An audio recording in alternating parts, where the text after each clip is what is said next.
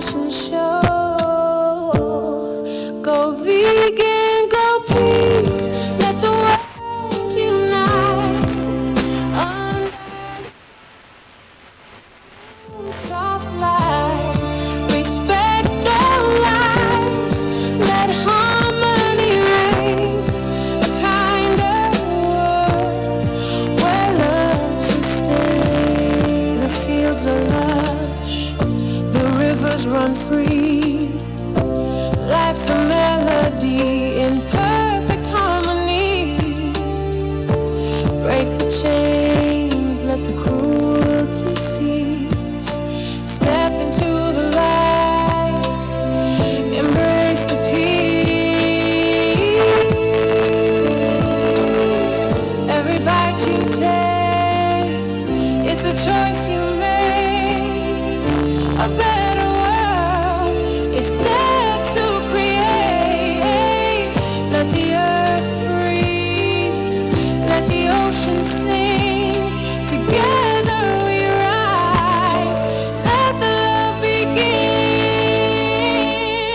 Go vegan, go vegan.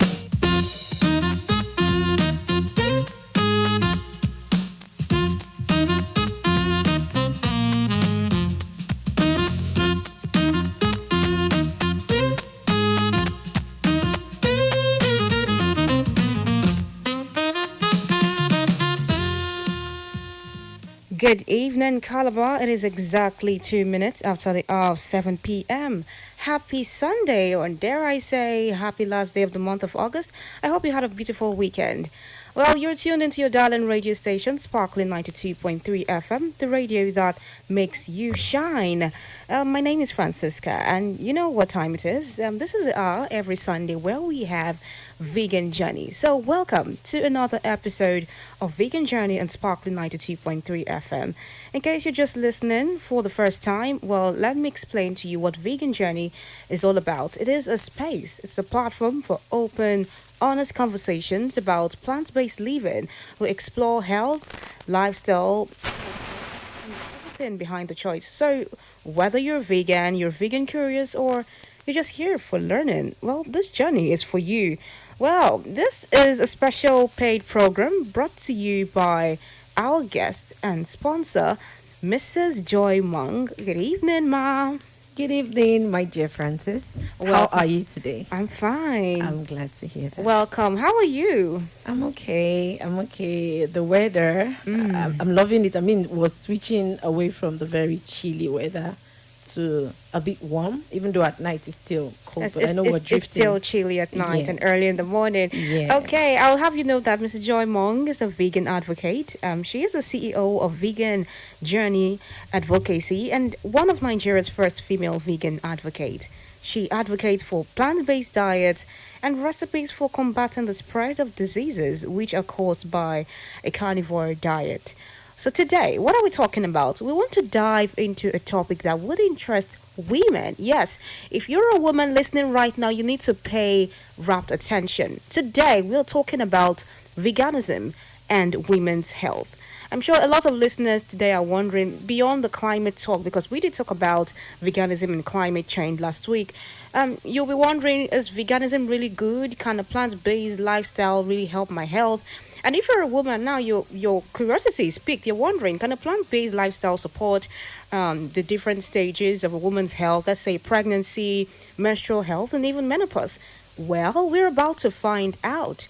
So, before we go further, let me just put out the disclaimer right here. The views and opinions expressed in this program are entirely those of our guests and do not reflect the official stance of Sparkling FM. But I'll have you know that on this platform, we respect different perspectives. We are open to having dialogues and topics that matter to people across our communities. So I hope that you're able to learn a thing or two from today's episode. Without further ado, let's begin. Let's start the discussion proper. Let's begin with the different stages. Okay, a lot of listeners today are wondering, beyond the climate talk, is veganism really good for me? So, Mrs. Joy, can you help us set the stage by explaining why women should pay special attention to vegan nutrition? Okay, I am very much excited about this topic because I'm a woman and Francis is also a woman, and women play key roles in life. And I must say, there's this song that says, "Girls Run the World" by Beyonce. Men, we give you accolades, but when it comes to creation, biology, there is a whole lot that happens to women. Women go through unique biological stages. There's menstruation, there's pregnancy, there's breastfeeding, there's menopause, and on and on. So it is very, very important for every woman out there to put in consideration their nutrients. And for our new listeners, veganism is that diet that switches. You have to switch in what you eat and your lifestyle. So for what it is worth, I'd like to state that 90% of some of the illnesses and diseases that we go through or we combat or we find ourselves having are as a result of our choices, our nutritional choices, our food. I'll repeat it again. 90 or 95% of the illnesses and diseases in life are caused by what we consume, and just maybe environmental and other minor issues. But why is this so? You just take, for instance, a woman is menstruating and she loses blood, and this woman eats. Let's say she's not on a vegan diet. She eats her food and she doesn't put into consideration foods that helps her supply blood into her system, foods that boost red blood cells. What happens? Even if you're not on a vegan diet, you tend to be anemic, and you might even find out that you're on your period and the period is not flowing the way it should. This could lead to hypertension because you're not having enough blood, so the arteries are going to be forcing themselves, to pump. Enough blood is not coming to the heart. It can, just your decision on food can cause a lot of disasters on your body. We also have women who are currently combating menopause. They have mood swings, they have hot flashes, and you just name it. It is endless when it comes to menopause. So every stage of the woman biologically, menstruation, breastfeeding, pregnancy, menopause, has different nutritional requirements. So it is very, very important for women to pay attention to their health. And that's why you have drugs like, I don't want to mention names, but you have drugs that people in their 40s can take, supplements in their 40s, in their 50s. Why? It's because naturally we weren't wired. I think I've mentioned this before, to eat properly. An average woman would say, "Oh, because I want to eat, madam, put rice for me, put pomo, put fish, put meat." And to you feel like, "Oh, that's balanced enough because there's protein." There are still several vitamins that your body needs to function effectively, for you to function properly as a woman. Need I remind us that after a woman puts to bed, it takes clearly 2 years before she goes back to a default setting, like before you start getting yourself. Wow. And then we've heard testimonies of women that come out, even online. There's a lady that was shaming other women that don't bounce back immediately.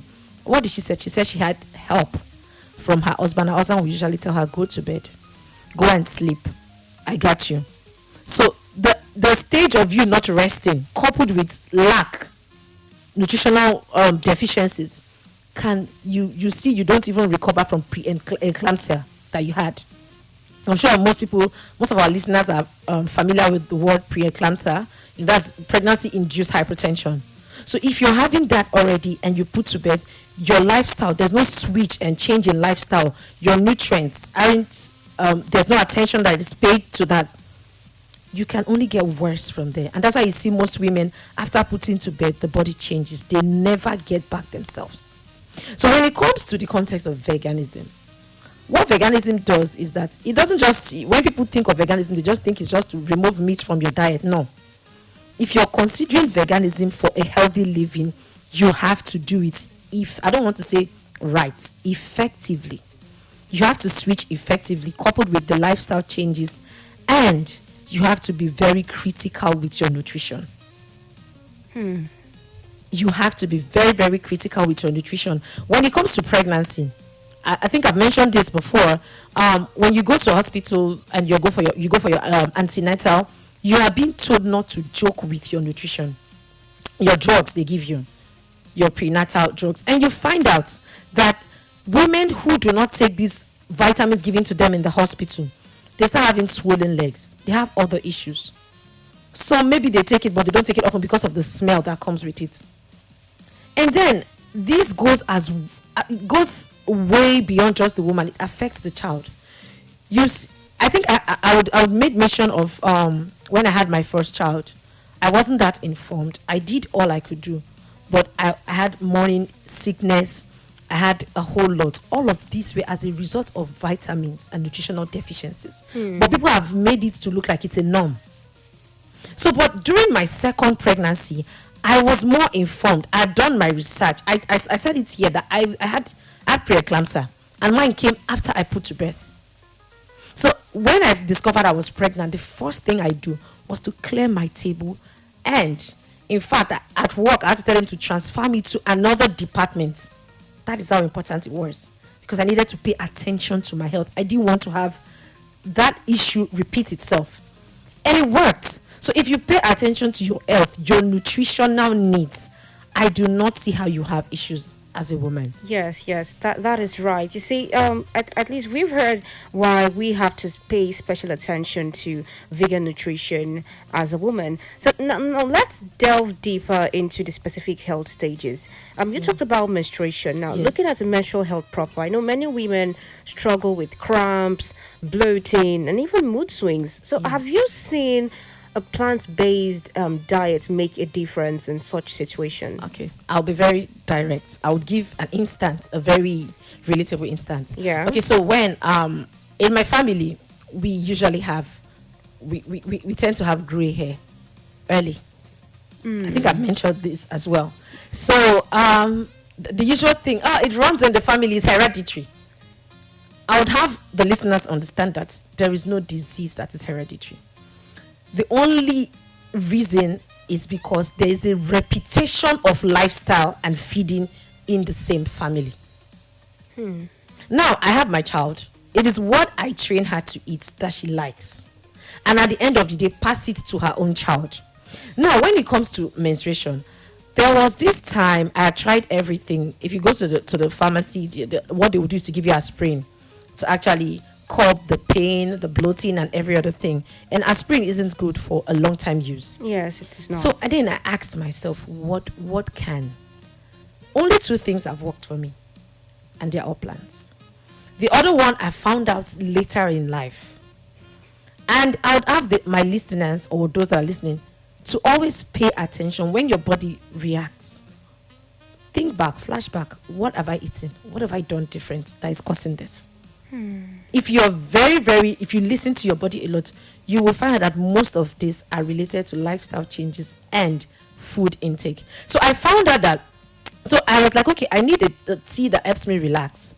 So as at that time, I told my elder sister that, okay, she got a green tea, and the green tea has jasmine in it. So I told her, okay, I want to get mine too, but I want to get something different. While you test yours, let me test this so we can see which is better. Okay. I got that particular tea. I wouldn't call names for reasons. Yes, yeah. But I got it for 350 naira then. Wow. As I speak to you, that tea is nothing less than 2,500 now. I got angry. I'm like, why is this thing? But when I took it, I didn't know what it works for. It was a green tea. I took it. I didn't know what it was. I just took it. Let it just be like I'm taking green tea. Let me be part of those. The green tea. Yeah, let me see what it does. And I took it. I found out that before my period comes, 2 weeks before my period come, I've started the period. I started feeling the pain. That was how bad it was. It was, yeah. And then you have your nipples being sore and all of that. People think it's normal. For the first time ever, I found out that my period was coming and I didn't know it. I didn't have that alert, that pain that alerts me that my period was coming. Wow. So I would notice, I was like, what? Is it because of this tea? I wasn't sure. Yeah. I said, I told my sister, I said, this tea is good. And I realized that I'm someone who doesn't eat much. I started eating well. Not too much, but I started eating well. Yeah, there was an improvement. Yeah. And when I continued this tea, I found out that I was getting better. Now, I'm not advertising for that, but what did I do? I went to read the ingredients. Because I keep telling people, read. It helps. Yes, it does. So I said, okay, what if I'm not able to afford this tea? Let me read the ingredients. If it's high in calcium, if it's high in this, then I know that if I take a whole lot of calcium, it is going to help me curb my menstrual pain. That was how, and this is plant. I didn't take any drugs. Plant. It's a green tea. Yeah. So it solved my menstrual problem. When after giving birth, I started taking moringas. In fact, I've mentioned, I can't overemphasize the importance of moringa. It mood swings, it balances your hormone, release your stress level, everything. And then I didn't have all those problems I was having before. And what did I do? I made it a lifestyle. I made it a constant thing. And when it comes to the, for the green tea I took, it actually reversed my gray hair. Wow. And when I went, there was a training I went for 3 months. It involved exercise and all of that. There was stress, but I was eating well. But what I noticed, I started having gray hair on my eyelashes. I didn't like that. If it's on my hair, I can always cover it with wigs. I didn't like that, but I knew it was the stress I was going through as a result of that training. But you know what? By the time I got back, the gray hair reversed. Why? I started taking what I used to because I didn't have that luxury there. And most importantly, the stress was cut off. So that is why I would always put lifestyle changes in nutrition. Both goes, but if you're taking, no matter how healthy you eat and there is no lifestyle changes, you don't sleep when you're supposed to sleep, you don't reduce stress, it's almost, I don't want to say it's useless, but it's ineffective. I think that's a kinder word to say. Oh, wow. Well, that was a lot to digest right there. Speaking of lifestyle changes, I mean, many women are particularly concerned about pregnancy and breastfeeding. So would you say it's safe for pregnant or nursing mothers to stay vegan? What nutrients should they be mindful of? Okay. Like I would say, anybody can be deficient on any diet. It has to do with how critical and self-aware you are when it comes to your health. Anybody can be deficient on any any diet. And you know, on a meat is a quick fix. So if you're on a meat diet, even if you're lacking every other thing, by the time you just add meat to your food, you feel it's protein and then it covers up for everything. No. If not, why do people still have diabetes? Why do people still have hypertension on a meat diet? So a well-planned vegan meal, like I said, a well-planned vegan meal, yes, can even help you excel with pregnancy. But the mistake is that when people switch to a vegan diet, people are not well informed. So I would always advise that mothers, women, educate yourself nutritionally, even if it is a free course online. It is going to help you and your generations because it goes a long way. So I would say a well-planned vegan diet would help you excel. Nutrients to look out for are B12s. B12 is very important for to help you build your blood and also for your nerve health, and helps with your brain health as well. So B12s are very important, and B12s are built from bacteria, and most mammals don't have that. So people eat it when they get most humans don't. We don't create B12s by ourselves. So most people get it from animal products. However, B12s can be gotten from nutritional yeast effectively, and most vegan fortified cereals or vegan fortified milk, like almond milk, soya milk, and we have oat milk. we have some of those packaged milk that are already fortified with B12s.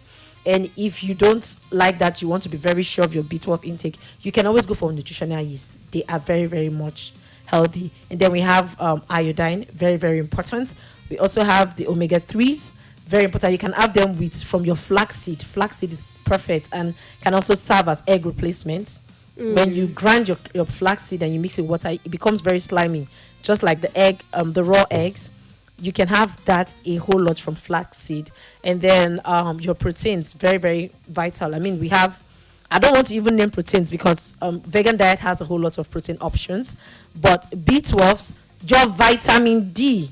I'm sure my voice is louder. Vitamin D, you heard If that. you like, be on a meat diet. Your vitamin D as a woman, even after you put to bed, is very, very important. I don't know why people look down on vitamin D, but vitamin D can make you lose your mind when you don't have it.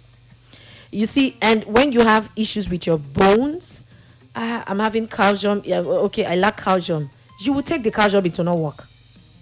It will be like the calcium is fake or is not effective enough. No, because you do not have vitamin D to help your body absorb. There is something that actually helps your body absorb the calcium. So they both work hand in hand. So if you do not, and where do you get vitamin D from? You can get it from some food, but effectively exposing your body to sun. As a pregnant woman, when the morning sun comes out, you can avoid the afternoon sun. Morning sun, you come out with your baby, your pregnancy. We're going to have another discussion or another episode where I will talk on the minerals, the importance of the sun. Yeah. Very, very. Those kind of lifestyle are called earthing, where you place your feet on the grass, not just the normal coated floor, and then you are on the sun. There is a whole lot of vitamin that comes with that. Wow. So you receive these natural blessings from nature. If you can do that, even the boy, the son, or the girl, whatever baby you're carrying, if it's a woman or a male child, you find out that they become very, very healthy and strong.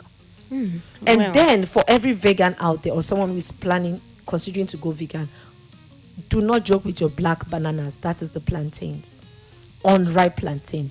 Even when I was pregnant, my mom called me. She said, whether you are vegan or not, what I want to tell you now is that once you get to 6 months, cut down on your egg consumption because she doesn't want the baby to be too big. And increase on your unripe plantains because it will help your bones. In fact, if you're noticing that you're lacking, don't even rush to calcium. Get a vitamin, get an unripe plantain and eat. Anybody that is like maybe your knees or your bones, eat unripe plantain and come back and tell me.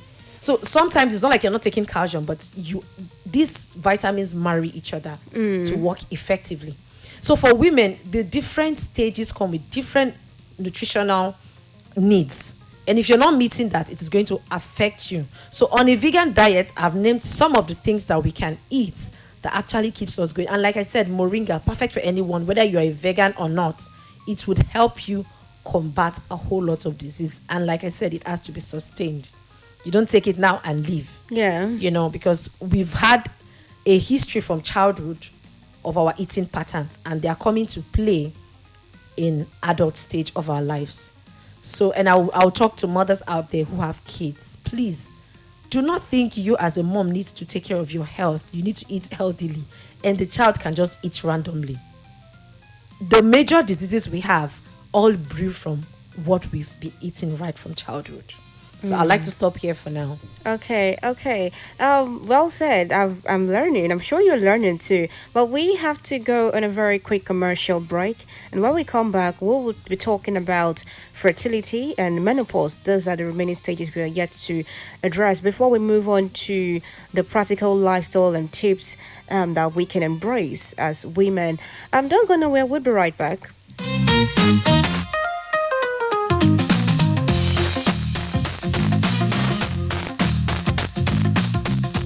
Discover your radio. Sparkling 92.3 FM. We sparkle. We shine. For us here at Sparkling 92.3 FM, your radio, to be socially relevant means that we are in tune, literally connected to the burning issues of the society. You see the conditions of the economy today, and then you now try to insult our collective intelligence by telling us that there's increase in employment in the country. We know that is not true. It's a lie. That is fallacy. People actually tune onto our podcast every day, not just to be informed, educated, or entertained by us. Talk to me. Now hungry they catch me. Hey, hunger they catch you. You don't drink water? I don't drink. I sip Gary. No way. No very good. But also to be the agency that facilitates real change in the society. It's so hungry.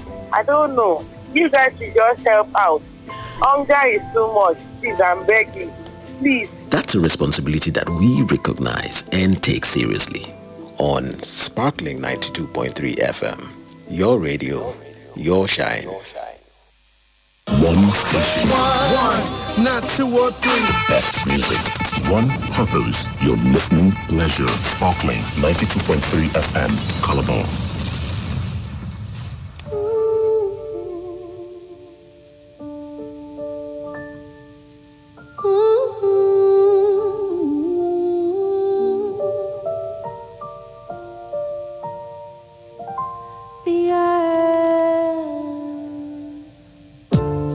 The earth is crying, can't you hear the sound? The animals whisper their pain all around. It's time for love, for kindness to grow. Let's sow the seeds, let compassion show. Go vegan, go peace, let the world unite. Under the stars, in the moon's soft light, respect all lives, let harmony reign. A kinder world where love sustains. The fields are lush, the rivers run free. Life's a melody in perfect harmony.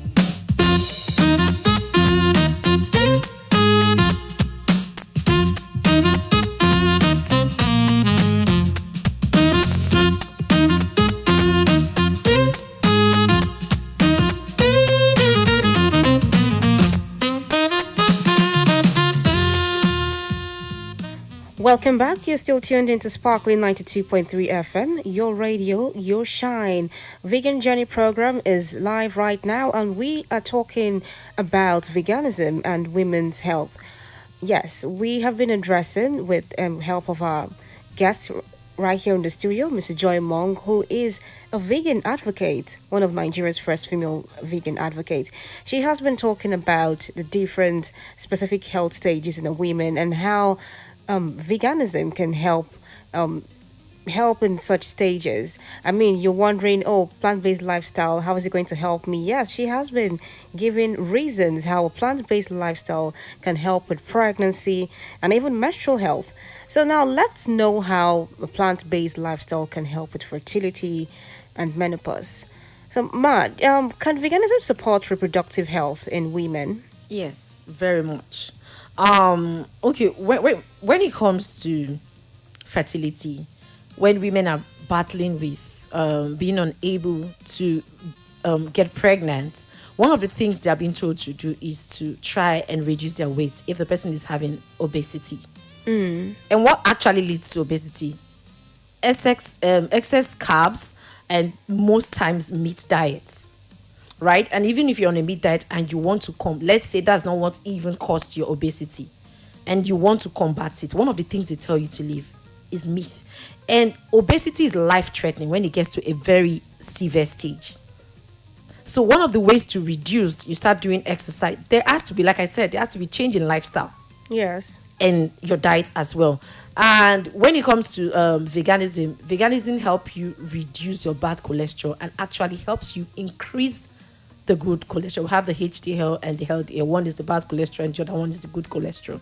So veganism actually helps you improve your cholesterol level. That's the good cholesterol, the one you need. Like I Yes. tell you, I take moringa on a daily basis, and it helps actually balances my cholesterol level, removes the bad cholesterol, and actually improves the good cholesterol. So yes, it actually helps you improve your, and again, the antioxidants you have in plants food actually help combat and erase every ugly disease that is trying to raise its head. So we also have improved blood flow. Plant keeps the arteries clear, including those supplying the reproductive system. I think I've mentioned this in a role on that. So it actually helps. And fruits are packed filled with antioxidants and enough fiber. You just name it, it's endless. So it supports fertility. And I would like to add, there's this particular multivitamins, or not just multivitamins, pregnancy vitamins that women take that actually, I'm not going to call names, but actually people will tell you when you take that, it makes your baby fine. I'm glad they would notice that, because so what they think, an average woman just feel, oh, the vitamin is, there's something about it, but what they've not sat down to think is that the difference between that drugs, that pregnancy prenatal drugs that you take, the difference between it from the one that they give you in your hospital is that one was, I think it's a United Kingdom standard that is sold here in another part of the world. It's a vitamin that is popular. Mm-hmm. And the one, when you go to your general hospital, I'm not saying those drugs are not okay. Please, they are good. But then you need way more than those vitamins that you've been given. Yeah. So what this particular drug does is, it is one, compared to what you're being given in the hospital, you have like 5 drugs, and they have this heavy smell. And when you're in your early stage of pregnancy, probably you're still throwing up. You find it hard to take those drugs. But this one comes in a capsule. It's already wrapped. And then when you just take one, it comes with almost 17 vitamins. And this same particular multivitamin has different grades. They have the one that comes with omega H3s, the one that supports the heart and brain health for both mother and child. In a nutshell, this wasn't done because of veganism. It was done because they know women lack. As a woman, the fact that you're even removing blood from your system on a monthly basis, you're already going through a lot. The menstruation comes with mood swings, comes with annoyance, comes with everything. Your hormones are in balance. And one thing that can actually help your hormone balance is plants. And nothing else. We have women dealing with PCOS, excessive hair growth on their face. They've done everything. They've done waxing. Nothing. The only thing that have cured that and reversed it is adapting a plant-based diet. So they tend to take like okra water. They take moringa, and it helps balance their hormonal system. And that's why you see there was this hypnobirthing I follow from the United Kingdom, and the woman, an elderly woman that helps women give birth naturally, and she said she noticed that women become unstable after putting to bed. A whole lot goes on. She said from her history of helping people put to bed, that women lack we lack magnesium. That go back, she didn't even give room for taking it in food, because she knows most people will not know the requirements, the amount of food they have to take to give them enough magnesium per day. Yes. So what they do is an emergency way of combating the situation. She now recommend for vitamins, magnesium vitamins, that can actually battle that issue. And she said when she places women on magnesium, they get well, they get themselves. So you see how our food goes. So people think it's just by going for party jollof, you eat jollof rice and just add meat. There are so many vitamins that your body lack, and most of these things are on plants. So even as a woman, okay, they will say rice is our staple food, blah blah blah. But have you seen how the Asians eat their rice? They eat a small portion of carbs. We don't eat rice more than Asians. They eat rice they can even eat rice from morning till night. But what they do is they add a lot of vegetables. In another part of the food, you see, let's say kale leaf. You see another part of the food has carrots and other sauce, including corn. It is packed rich with antioxidants and a lot of leafy greens to give them calcium, enough iodine. So they understand the balance of food. I would like to add this. There was a viral video that went viral on YouTube about how China became the country that has one of the oldest people alive. And they said they interviewed this old woman. They interviewed a lot of people, but there's this particular woman that was interviewed, and they asked her, "What is the secret behind this?" And the woman said that there was a year in China that the rate of hypertension was too much. And then the government sat and thought of what to do. They summoned all the retirees, everybody, and they said everyone should go back home. It was imposed, it was compulsory. They should feed on soya. So this tofu, this awara people eat, I think the Chinese argue that it came from there, and the African also argue that they had it first. Yeah. So they all were placed on soya, and they can attest that the rate of hypertension reduced in China. So it's a whole lot. So especially when it comes to women and fertility, vitamins have a lot to play, and your vitamins must be on check for you to function effectively, especially when it comes to fertility. Sometimes when you go for fertility treatment, what they give you is to help balance your hormones. Probably your hormones are not balanced. A little default in nutritional deficiency can even make you less fertile. Wow. Okay, so now let's talk about quickly. Let's talk about menopause. How can plant-based eating help ease symptoms like hot flashes, mood swings, or even bone density? How does a plant-based diet help with that? Okay, like I said, food. I've mentioned that before. Yeah. But like I said, do not joke with your green bananas. I believe from your 30s now, you shouldn't be too sweet-toothed. You know, when you want to eat, let's say beans and plantain, the beans is already sweet. Opt for the unripe, the green plantains, than the sweet plantains. And if it is too much, if I'm being too strict, go for go for semi-ripe. Plantain. Yeah, no, but go for semi-ripe. Yeah, semi-ripe. You know, and you know one thing about the green plantains, if you boil it very well, you find out that it becomes soft, except when it gets cold. Yeah. So for those of us, that's the trick. We're always looking for the trick behind it. We will do it, but we'll look for a more, better way because of our taste bud. So when you boil it enough, it becomes soft. So you eat it when it's hot. So plantains helps support bone health, not build your bone, because calcium does that, but it supports bone health. So instead of going for options like eba, gari, when you start approaching that age, sometimes switch it up with plantain flowers. Okay. Now let's move to then the hot flash. Okay. There's something that hot flash is very common with menopause. Yeah. There's something called the phytoestrogen, in most grains and plant food, and you find that very prominent in soya foods, tofu or edamame. You can get them high in that, and when you take that, it actually helps reduce hot flash. And also, my almighty moringa can also help do that. Moringa is your best friend. Almighty moringa, she would say, because you said moringa a number of times this evening. I don't sell moringa. People think I sell it. I don't. Moringa is over there. You can get it in the market and Spar, but I don't sell it. But the thing is, because it has, why am I always talking about moringa?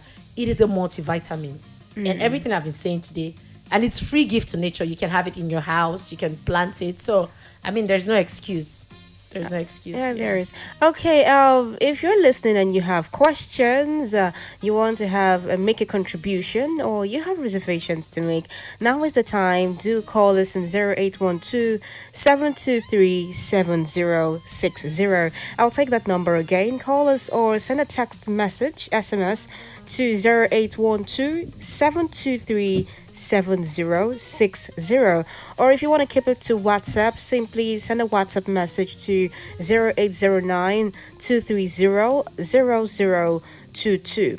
And now, Mrs. Joy, let's talk about the myths and misconceptions about vegan diet and women's health. We know there are so many myths surrounding women and veganism, from worries about protein, iron, to fears about infertility or weak bones. So these misconceptions often discourage women from even trying. I know you've already mentioned how it can help, but it would help to just set the record straight and reiterate that. So a lot of people believe women can't get enough iron or protein on a vegan diet. How true is that? That is absolutely not true. Look, tofu is so cheap, so you can try it.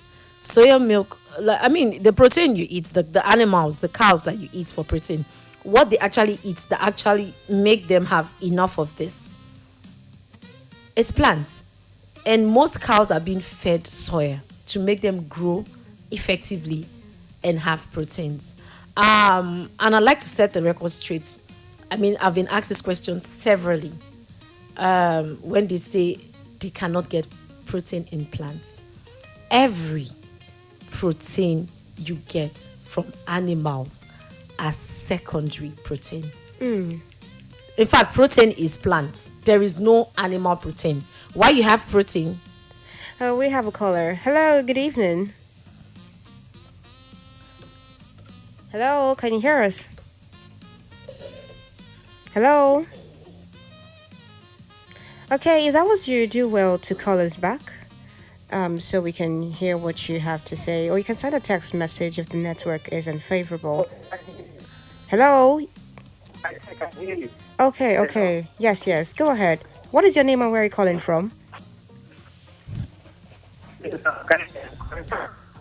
Oh my goodness. Please, can you call us back? The network is distorting your voice and we can't hear you clearly. Call us back or send us a text message. So, yes, you were talking about, you were debunking the myth behind. Yes, so when you get protein from animals, you are having the secondary protein. Why I call it secondary? It's a second-hand protein because the animals actually ate the protein from plants. And then you are getting the protein because you are eating it. You're eating it. It's like you're telling the animal to help you eat the protein. Then you eat it from the animal. So proteins, to set the record straight, are plants. So you get them from animals because the animal eats plant proteins. So if you want to get a first-class protein, it can be gotten from plants. So the idea, the misconception of you would lack protein. In fact, protein is one of the easiest thing, is the most prominent thing you can get from plants. Everyone knows avocado is high in protein and has fat. Then the ube that is in season right now, ube is rich in protein. However, there's a difference between ube and avocado. They are all from the same family, but avocado has more protein than this pear, the local bush pear. It's just that one has high calcium, right, than avocado. So it's mixed with protein and calcium, while avocado is high in protein. So if it's for protein, we have varieties of protein in plants. The only issue where people might say, okay, they have issues are probably bone health. And like I said, if you take your fortified cereals, if you take your leafy greens, the water leaf and some other leafy greens are very high in calcium, right? And then I mentioned moringa. Moringa is a multivitamin. It gives you the 10 times calcium that you can have from yogurt and even from milk. Gives you 10 times vitamin C you can get from oranges. So you can Google, find out, and do your research. You would find out that it's a superfood, and that is why it's called the miracle food. So these things, those misconceptions are as a result of people poor diet planning. But I don't know why people complain this about the vegan diet, but if you're going on a keto diet, what do? You go and consult a keto specialist, right? Please help me plan my meal.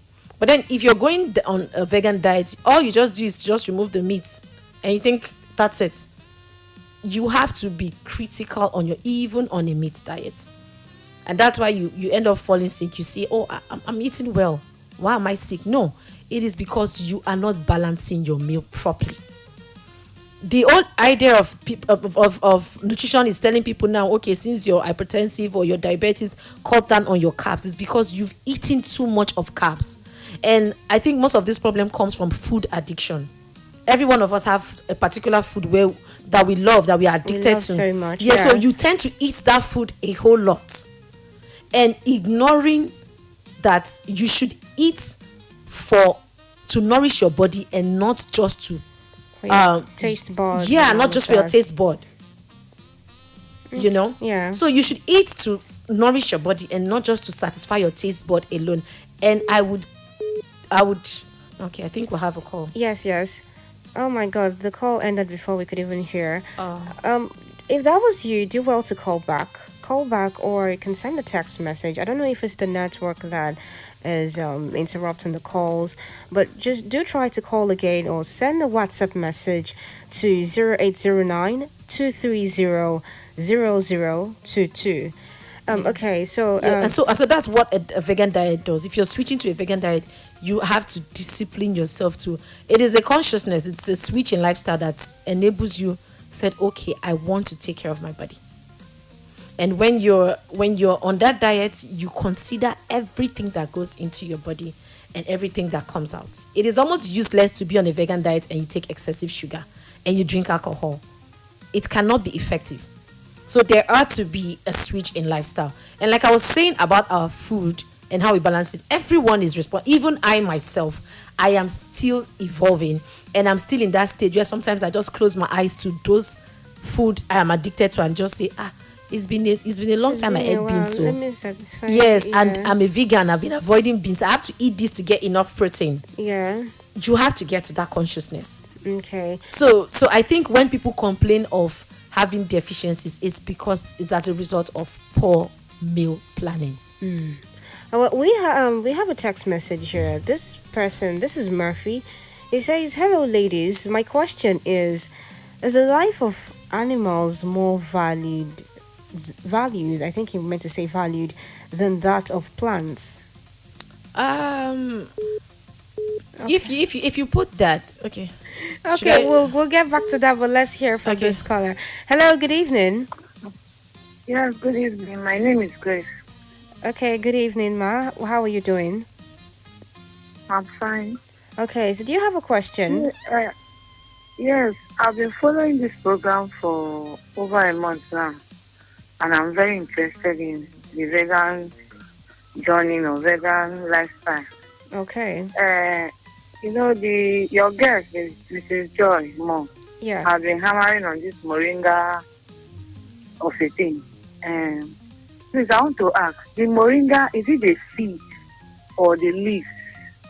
And how can that moringa be, if it is a leaf, will you take it the way you take your vegetables, just slice them and put in your soup, or you boil them, drink the water, or how?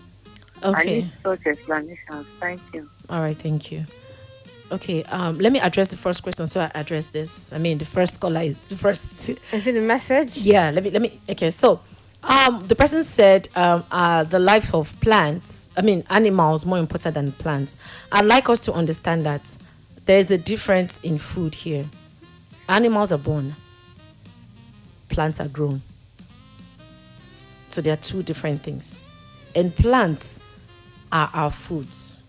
Animals aren't our foods. So there's a difference in both. So your food should literally be grown and not born. They are two different things. So I think that's the answer I would have to give to that caller. Your food should be grown and not born. So they are two different things. They can't be compared. Animals, we are animals ourselves. So when you say their lives more important, we are not different from them. We are only higher animals. So when you talk of animals, grade them a little. Don't categorize them with plants, because plants are our food. Then now I will go back to the second column. Well, when it comes to moringa, every part of the moringa tree is healing, depending on what you want to use it for. But in this context, I'm talking about using it to combat lifestyle diseases and also to meet up with your nutritional needs. I literally take it for wellness. So the way I take it is different from somebody who isn't taking it for wellness. So if you're taking moringa for wellness, probably to combat some major diseases, you have to take it in the powder form, and that is the leaves. When you pluck the leaves, you rinse the leaf, and then you dry. I mostly dry my moringas during dry season, because moringa does not thrive on heat. Please, I'd like the caller to pay attention to this. It does not thrive on heat, so most people actually dry their moringas with their oven after wetting it, that's rinsing it. And sometimes you might now say, I took moringa, it didn't work effectively. If the preparation stage is not done properly, it would you might not get the results you want, but it is that powerful that you will still have the result, but not as potent as you want. So when you're plucking moringa is a leaf that doesn't thrive on heat. So even when you want to pluck it very early in the morning, or probably when it's getting to evening, when there is no sun. When you pluck, you rinse, and then you dry. You dry in room temperature. So most people dry moringa inside the house, not outside. Or even if you're putting it outside for breeze, not under the sun. So it dries off. And when it dries off, you ground into powder. So you take it in it's even 10 times potent than when it is on its leaf on its own. So when you grind it, it's even more potent. Wow. So you take the powder form, and what is required is 1 teaspoon daily. There's a difference between normal spoon and a teaspoon. Yeah. So if you're not clear, please just try and Google what a teaspoon looks like, so that you can quantify it that way. So you take this. Now, taking it has its pros and cons. Most people boil moringa. That is how Africans have been taking it, and that's why it has not been effective.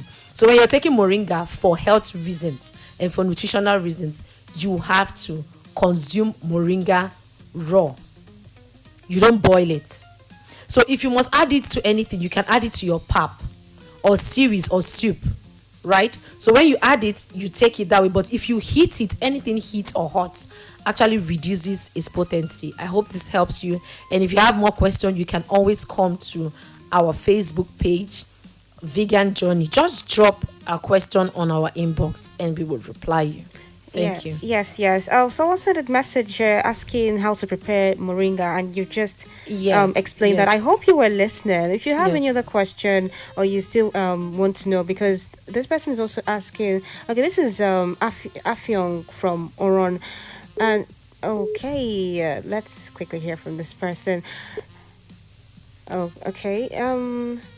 Send us a text message. So this person, Afyong from Oron, is asking for the name of the green tea, but you can.